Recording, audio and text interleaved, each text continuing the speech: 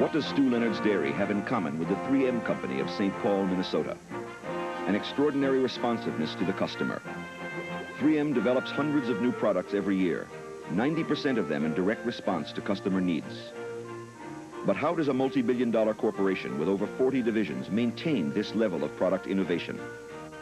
If 3M is any indication, by creating a climate expressly designed to nourish its innovators, the product champions. Every one of 3M's 6,000 scientists worldwide is expected to steal 15% of his time away from authorized projects for use in developing new technologies, a practice the company refers to as bootlegging. Money, equipment, and personnel may also be appropriated from projects underway without going through proper channels. This variety of lawlessness is institutionalized. Everyone looks the other way. Louis Lehr, chairman of the board and chief executive officer, founder of 3M's Medical Products Division, was a product champion and bootlegger par excellence in his own day. When we have a technology that doesn't have a defined need, there has to be someone within the organization who fights the battle of finding a need for the product, of supporting it, of believing in it. And if they believe in it, 9 times out of 10, we are successful in commercializing that technology into one or perhaps many more products. The story of the sticky yellow notes called Post-it is a prime example of how innovation happens at 3M. No matter how many years it takes or how many dead ends are encountered along the way, a new product idea is not abandoned. It all started in church. I was singing in a choir at North Church, and we would sing for 2 different services. And I would mark the pages with little pieces of paper normally, and sometimes they would fall out in between services, the first service, the second service. I'd get up there, big scramble. I thought, what I really need is something that's going to, a bookmark that's going to stick to those pages, to the right spot, and still not damage the book when I pull them off. And it will mark the right spot on in the book. And I knew that spent silver back in our laboratory had just developed an adhesive that would do that. And I made samples. They were rough samples of the bookmarks, and took them back and tried them out at church. Now, they were small size, but when I was making them up, I'd also made up some larger size and found, hey, these are really handy for notes. This material that we had made with these new monomers, it had very peculiar properties in that it did not meet any of the criteria we had set as goals for a program, which were, for example, very high shear adhesion, very high peel adhesion, very aggressively tacky material. It was, in fact, a very poor adhesive in all respects. It failed all the peel tests. It failed the shear tests. It failed a lot of the other conventional 3M adhesive tests that one employs. So rather than throw it away, we decided to investigate some of its properties because it was rather unique. The main problem is attaching notes temporarily and yet permanently temporary. This product is permanently temporary. You know, 30 years from now, you can take that note off, even though you put it in a stack of books, and it will come off and not damage your product. Now, it took a lot of very careful design to do this. Here, let me show you. Just a bar graph here, and this is adhesion, or tackiness, how tightly something sticks. Okay, this would represent, say, a packaging tape. Okay, this might represent magic tape, the kind that you use in your office and your desk and on papers. Now, this represents the force required to pull paper apart. If we stick packaging tape or magic tape on paper, rip it off, it's going to pull it apart. So we had to fit a range like that. And this is for Post-it. If it's too low, it falls off. If it's too high, it pulls it apart. So this is it's a product that is very easy to use, but very tricky to make. But there's got to be a believer who will put his career on the line, who will, as a matter of fact, bootleg a little bit of time so that he can work on the product and the program. Post-it notes was a prime example. It was an adhesive which didn't stick. And the whole history of 3M has been to develop adhesives that stick better. This office product, of course, really didn't get the excitement of our marketing department. So we in the laboratory, we knew that we had to get that excitement. So the way to do that was to hook them. And the way we did that was to sample those people throughout the company, but particularly on the 13th and 14th floor. And I looked at it, and as far as I was concerned, it was just a piece of yellow paper with some adhesive on the back, and I thought, well, leave some with me, Jeff, and I'll see what I think of them. And I just threw them on the desk, and I found that I started to use them, stick them on a piece of paper, scroll a note to someone on them, and they were just plain handy. And eventually, I found they were real addictive. And it wasn't long before my secretary was getting all kinds of phone calls requesting further and more samples. Well, it mushroomed. They all wanted them. They wanted more. They answered back. They called. Please send more. It was a problem. I didn't have enough supply to respond to all these people, and I was caught right in the middle. Short on supply, too many customers, trying to please everyone. And it was at that point that I went to Jeff and said, I can no longer handle this. There's too many requests, and I don't have enough supply. And all I'm doing is sending out Post-it notes. I'm not getting my work done. I said, that's it. From now on, stop all shipment of this product to the rest of the company. Redirect all those telephone calls to the marketing department. We're going to get their interest. And we did. So we developed the idea that if we could get this simple little product used in the offices of the CEOs of the major Fortune 500 companies, hopefully they would become as addicted as we in 3M had. The program was developed whereby my secretary sent samples to the executive secretaries of the top, I think, 500 CEOs in the country. She got a very nice response because there was an explanation of how they should be used. Then at meetings I attended, I began to hear from some of my peer CEOs, what's this little yellow product you've got in my office? I keep hearing my secretary talk about it. She's sending me notes. And now I'm beginning to hear from our purchasing agents that people within the organization want the product. I knew in my bones, as soon as I'd gotten hooked on it, that that was going to deliver 3M margins. It's that kind of product. It was unique enough and special enough. And if you go out and be the firstest with the mostest, you're going to get there on something like that. And the proof is it does deliver margins. People comment to me more about Post-it notes than any other product we made. And they tell me what I like to hear, which is that they are addictive. And addictive they are, to the tune of an estimated $200 million a year in sales. Post-it illustrates how tenaciously 3M seeks a product application for a new technology. And it exemplifies something else, the continuity within the diversity of 3M's product line. Like Post-it, the company originated with a mistake. In 1902, 5 Minnesota entrepreneurs bought a corundum mine and dubbed their new venture the Minnesota Mining and Manufacturing Company, 3M. They planned to sell the corundum as a commercial abrasive, but the ore was hopelessly low grade. In desperation, the company developed an improved sandpaper for use in Detroit's automobile plants, and then invented masking tape. Today, tape and allied products account for 17% of 3M's over $7 billion in sales.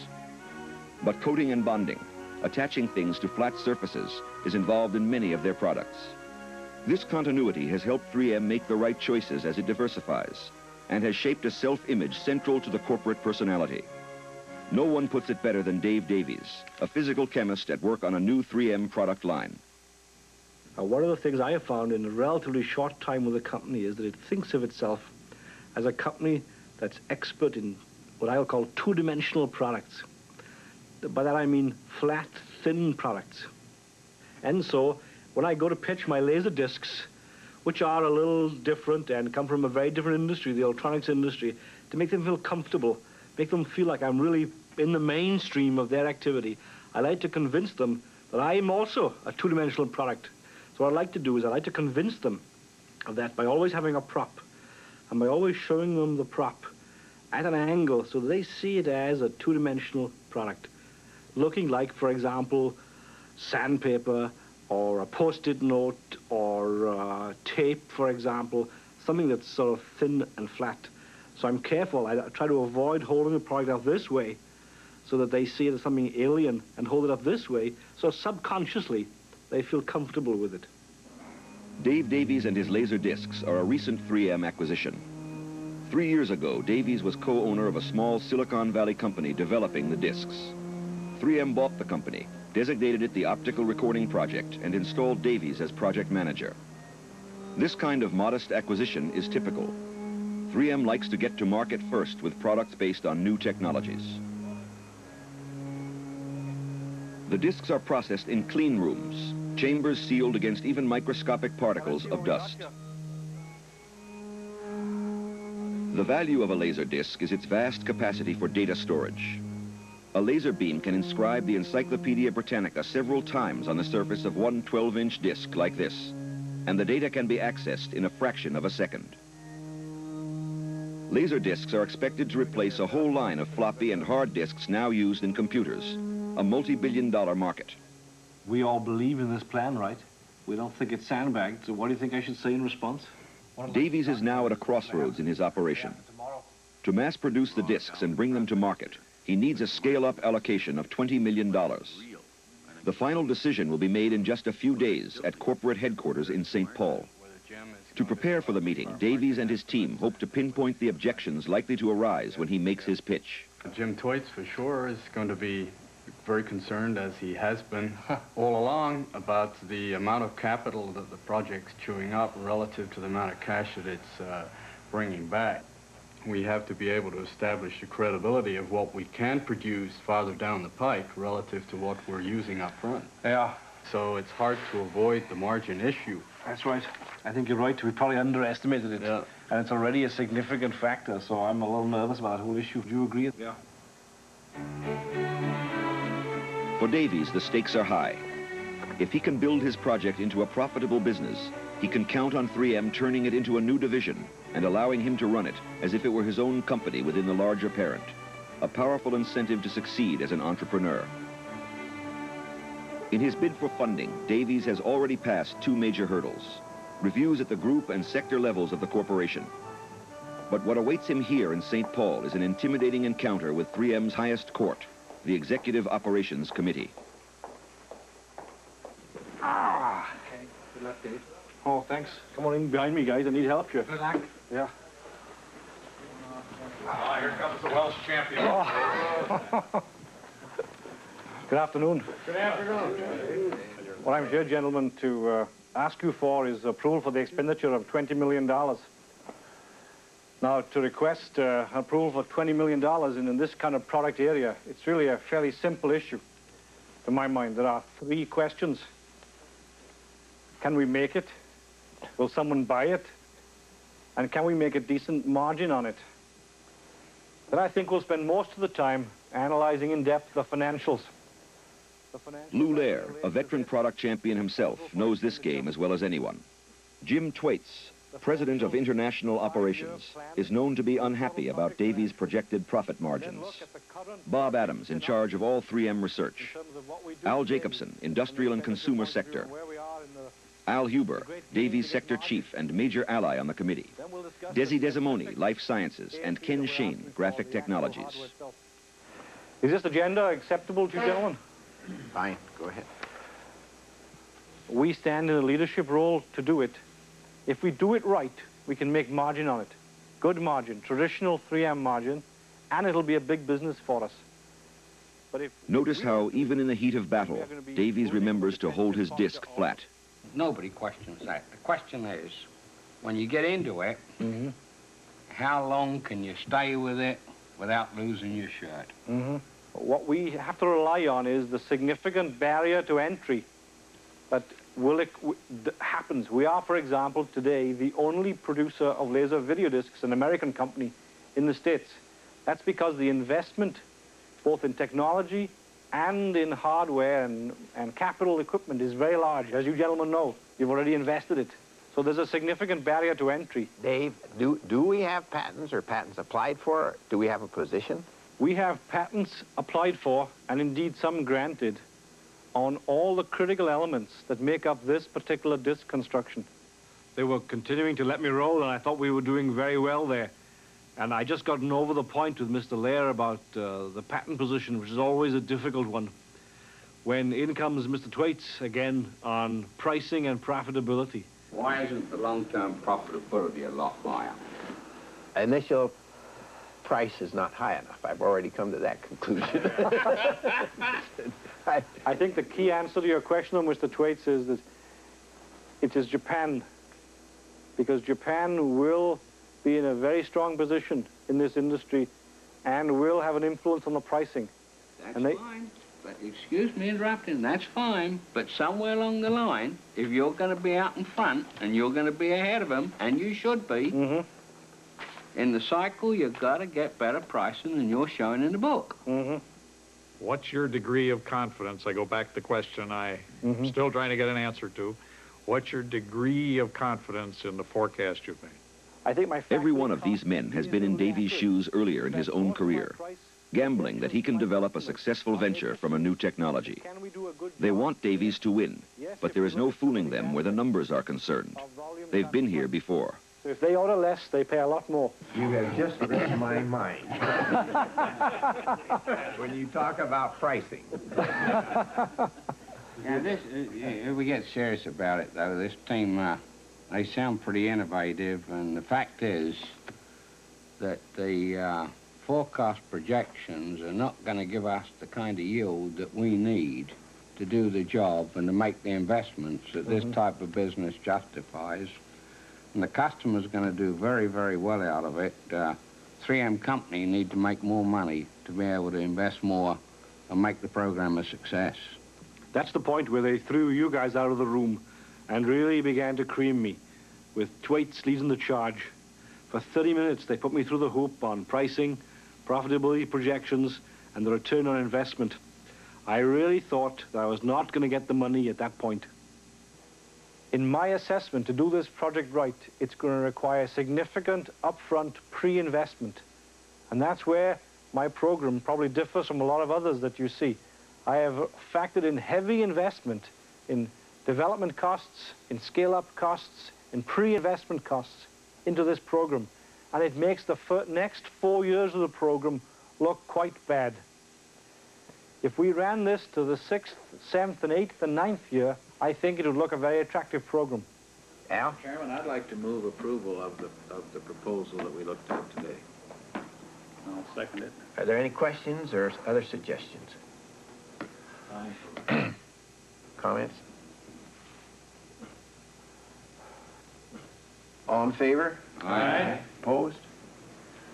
Very good. Thank you very much, gentlemen. I appreciate your attention. Next subject.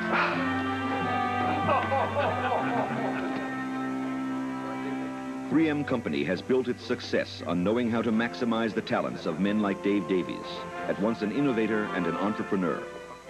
By encouraging him and Art Fry and 1,000 others like them to take risks and rewarding them handsomely when they succeed, 3M continues year after year to bring new products to market.